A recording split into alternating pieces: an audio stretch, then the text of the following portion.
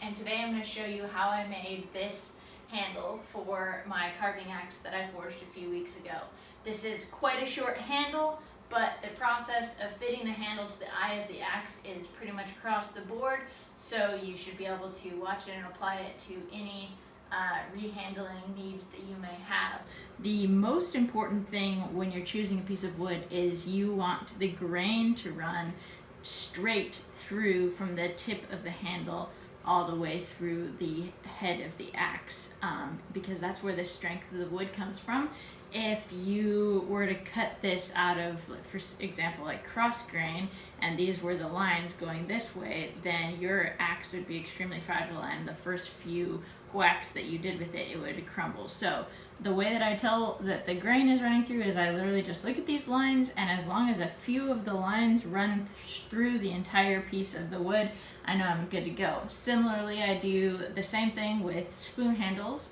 Where spoon handles get their strength is by having a line of grain that runs through the entire body of the spoon into the head of the spoon. So curved spoons, you have to use a curved piece of wood, and so on and so forth. So just be very careful with your grain selection.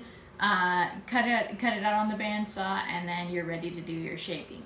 The basic tools that I'm going to use are a spoke shave, a rasp and file. This is the file, this is the rasp. I grabbed them out of order, and a draw knife that I forged a few weeks ago. This needs to match this so that I can get it in there with a little bit of play, and then I will put a wedge in it.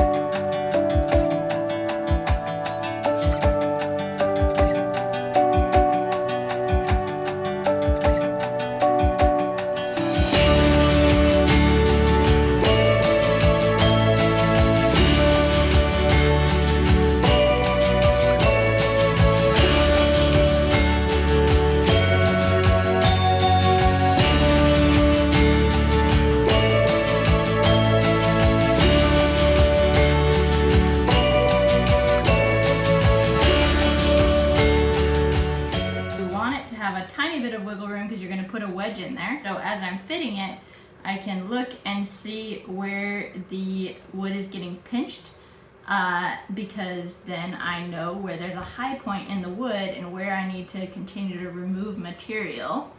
I'm just going to take and use my knife to carve away the areas where there was high spots that prevented the head of the axe from getting seated. I'm basically going to cut the wedge as square across the grain.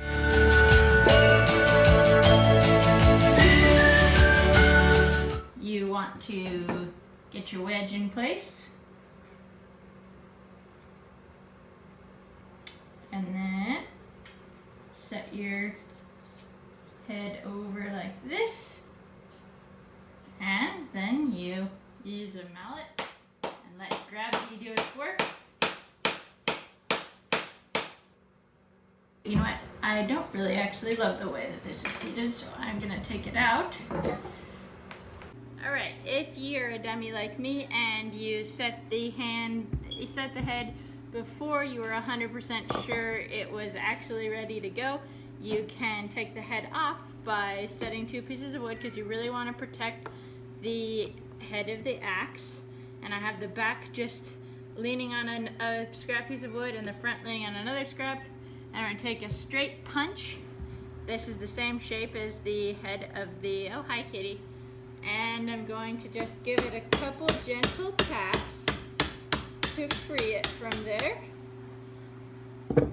And then we can take the head off like that, so that we can then go and fix up those little areas where you see there's shininess, or well, actually in this case dirt on the wood, so we'll go in and fix that.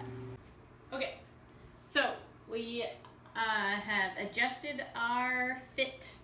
I took away all the high spots that were shown by the axe head when I took it off, and now I am ready to seat it for reals this time. I'm just going to grab a mallet, hit it from below, and hey, that's what we like to see. All right, so just get it seated a little bit more here, and then I will use an actual hammer to seat the wedge.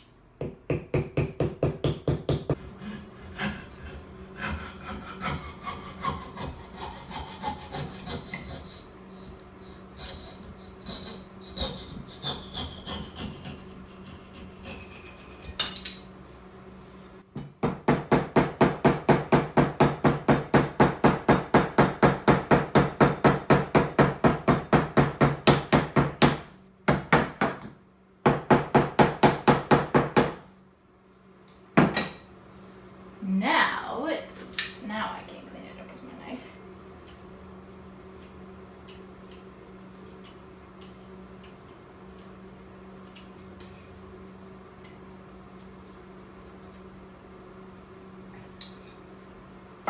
And sweet, it's there.